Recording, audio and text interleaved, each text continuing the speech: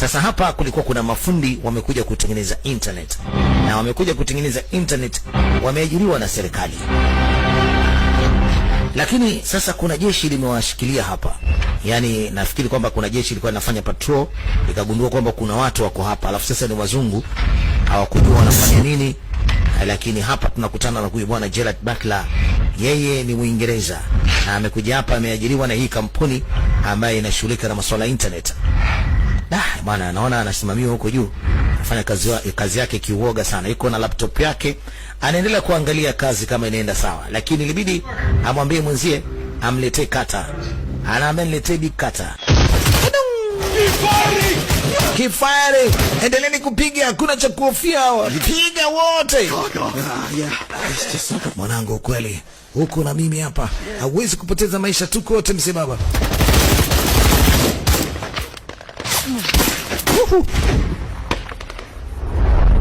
Nini tena?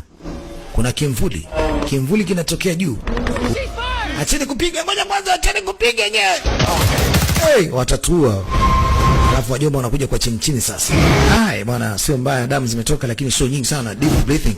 Hema mwanangu. Hao hapo mapopo mzee. Wanakuja kuchukua mzozi Sasa mapopo wako wengi zaidi. Kudadeki.